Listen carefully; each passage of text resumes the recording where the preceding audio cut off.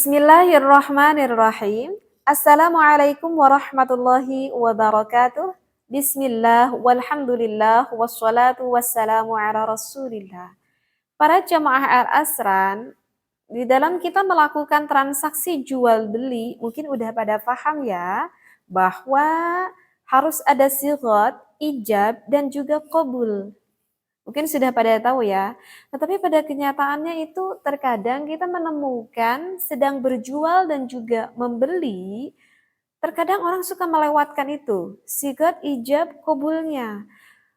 Entah apakah itu lupa atau mungkin saja itu disengaja loh, meninggalkan sigat ijab qabulnya. Nah itu bagaimana nih di dalam hukumnya? Apakah itu nanti jual belinya syah ataupun tidak?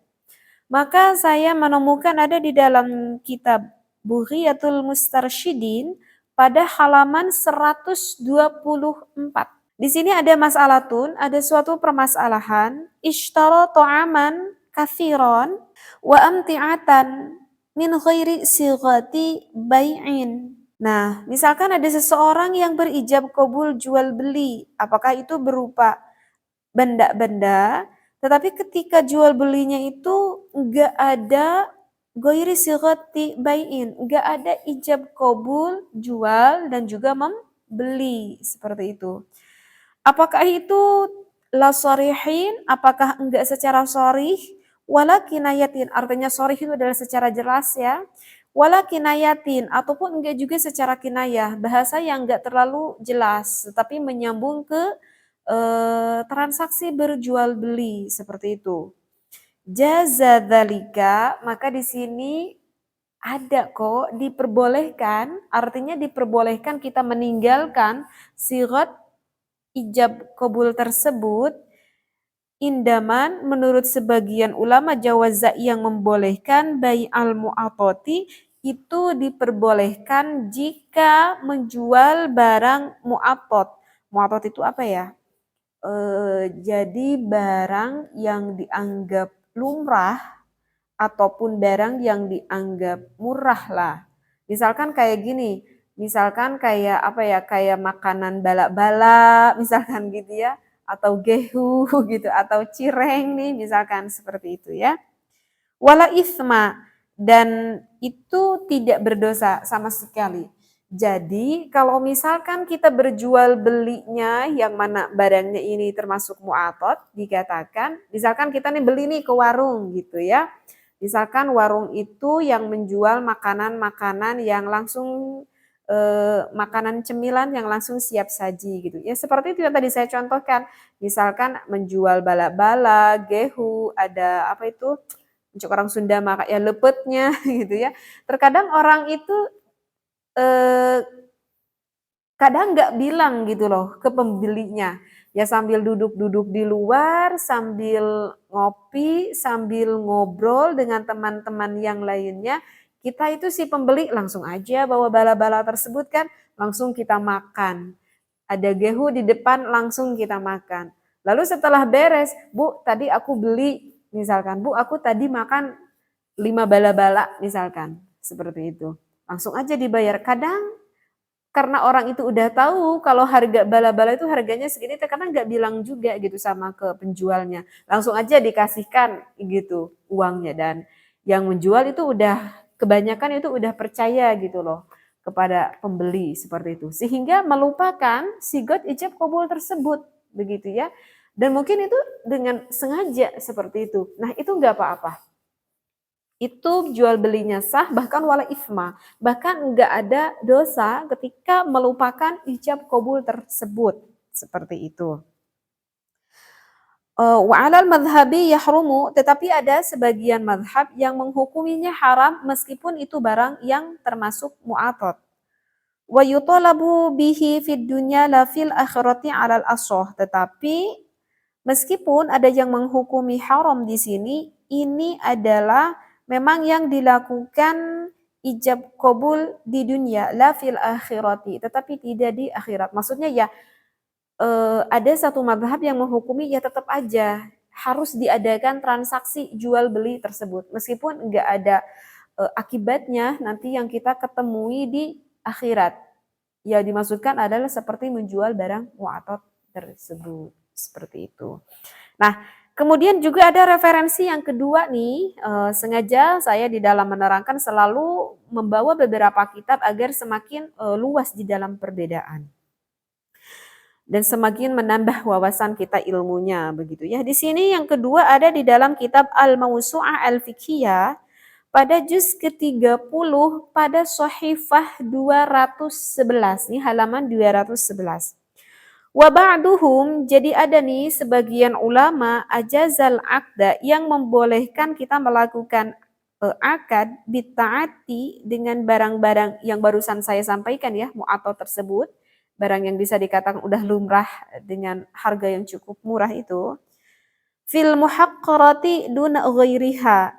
Jadi memang di dalam kitab Al-Mawsu'ah juga sama seperti penerangan di dalam kitab Bugiyah. Artinya kalau barang yang udah dianggap kita lumrah, murah itu gak apa-apa kita meninggalkan sigot ijab kabul tersebut kecuali duna goiriha. Nah, di sini ada bahasa duna goiriha. Tetapi kalau barang-barang selain itu, yang mana ini misalkan barang yang bisa dikatakan ya cukup berharga dengan nominal yang agak cukup besar, ya maka itu harus ada ijab kabulnya, gitu ya. Misalkan menjual pakaian, apalagi sekarang pakaian dengan harga yang bisa dikatakan cukup lumayan ada harganya kan ya, misalkan pakaian yang harga 200, 300 gitu. Itu kan ada nominal harga yang cukup lumayan gitu kalau menurut saya.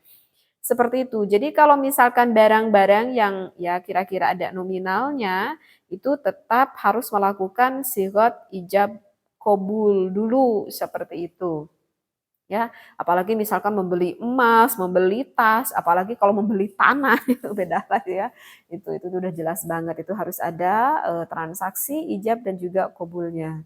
Karena apa itu? Ingat saya dulu juga pernah berjualan pakaian gitu di pasar gitu. Kalau saya kan orang Sunda, Bu, ini nyanggakeun barangna gitu kan.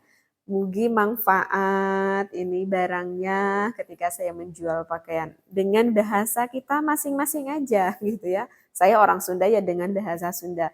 Maka orang yang membelinya nampi barangnya. Nah itu adalah bahasa sigat ijab dan kobul. Artinya kobul adalah menerima dari si pembeli. Harga kan kalau misalkan berjualan pakaian di pasar itu kan suka ada apa itu adu tawar kan, ada adu tawar gitu. Berapa ini harganya? Kata saya 200, 100 aja, enggak dikasih. Misalkan boleh dikasih dengan harga 120. Kata yang membeli, oke, saya mau membeli dengan harga 180.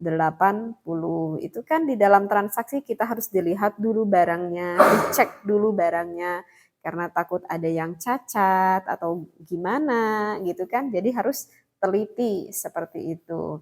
Dan kalau misalkan ketika membeli sehingga orang yang membeli berkata seperti ini kepada saya, misalkan eh, Bu, nanti kalau misalkan ada yang cacat, boleh gak digantikan? Ada bahasa itu, dan saya berkata, oh iya, boleh digantikan. Nah, kemudian kalau misalkan ini bajunya kekecilan, karena anak sayanya gak dibawa, ini pakaian untuk anak saya, boleh gak digantikan dengan barang yang lain? Kata saya, boleh Bu, digantikan dengan barang yang lain, tetapi tidak bisa kalau misalkan kekecilan ataupun kebesaran tapi nggak bisa dikembalikan lagi uang ya Bu, tetapi hanya bisa digantikan dengan barang yang lain kalau misalkan nggak ada nomornya. Nah itu adalah ketika termasuk mau melakukan transaksi di dalam perjanjian ijab kabul tersebut gitu.